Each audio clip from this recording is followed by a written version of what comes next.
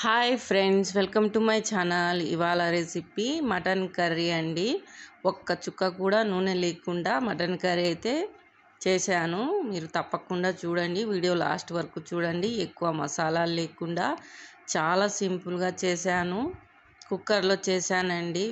ముందుగా అయితే 1 kilo mutton తీసుకొని నీటుగా కడిగి ఒక రంధ్రాల గిన్నెకు వేసి పెట్టుకోవాలండి. ఒక 5-10 నిమిషాలు నీళ్ళన్నీ కారిపోయే వరకు పెట్టుకొని తర్వాత స్టవ్ వెలిగించి కుక్కర్ పెట్టి కుక్కర్లోకి మటన్ వేసి ఒక 1/2 టీ స్పూన్ ఉప్పు, ఒక 1/2 టీ స్పూన్ పసుపు వేసి మొత్తం హై ఫ్లేమ్ పెట్టుకొని మొత్తం నీళ్ళన్నీ ఇంకిపోయే వరకు కలుపుకొని బాగా ఉడికించుకోవాలండి. నీళ్ళన్నీ ఇంకిపోయిన తర్వాత ఇందులోకి ఒక 4 టమాటా పండ్లు తీసుకొని ఇలా పొడవుగా కట్ చేసి మధ్యలో వేసి మూత పెట్టేశాను. మగ్గుతూ ఉంటాయి టమాటా పళ్ళు. ఈ లోపు అయితే ఎండు కొబ్బరి తీసుకున్నానండి. ఒక 50 గ్రాములు ఉంటుంది. ఒక మిక్సీ జార్ తీసుకొని చిన్న చిన్న ముక్కలుగా కట్ చేసి వేసుకొని ముందుగా పొడి ఇలా గ్రైండ్ చేసుకొని ఇందులో నీళ్లు పోసుకొని ఇలా పేస్ట్ మాది గ్రైండ్ చేసి పక్కన పెట్టుకోండి. ఈ లోపు అయితే టమాటా పండ్లు అయితే మగ్గిపోయాయి.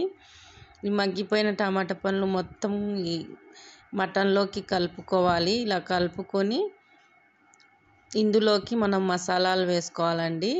1 టీ స్పూన్నర ధనియాల పొడి, 1 టీ స్పూన్నర కారం పొడి, ఒక 1/2 టీ స్పూన్ ఉప్పు, ఒక 2 టీ స్పూన్లు అల్లం వెల్లుల్లి పేస్టు, ఒక 1/2 టీ స్పూన్కి తక్కువ గరం మసాలా వేసుకున్నానండి. వేసుకొని మొత్తం మసాలాలు మొత్తం ఇలా కలుపుకోవాలి. కలుపుకొని బాగా మగ్గనివ్వండి. కొద్దిసేపు మసాలాలు మొత్తం ముక్కకు పట్టేటట్లు బాగా ఇలా మగ్గిన తర్వాత ఫ్లేమ్ అయితే లో ఫ్లేమ్లోనే పెట్టుకొని టమాటాలు ఈ మటన్ మొత్తం లో ఫ్లేమ్లోనే పెట్టుకొని మగ్గనివ్వాలండి. ఇలా మగ్గితేనే చాలా బాగుంటుంది మటన్ అనేది. ఇలా మొత్తం మసాలాలన్నీ బాగా పట్టేటట్లు కలుపుకొని ఒక లో ఫ్లేమ్లో ఒక 2 నిమిషాలు వదిలేయండి. ఇలా మసాలాలు మొత్తం పట్టిన తర్వాత మనం ఎండు కొబ్బరి పేస్ట్ అయితే ఈ మటన్లోకి వేసేసి మొత్తం ఒకసారి కలుపుకొని మనం గ్రేవీకి తగ్గట్లు నీళ్లు పోసుకోవాలండి.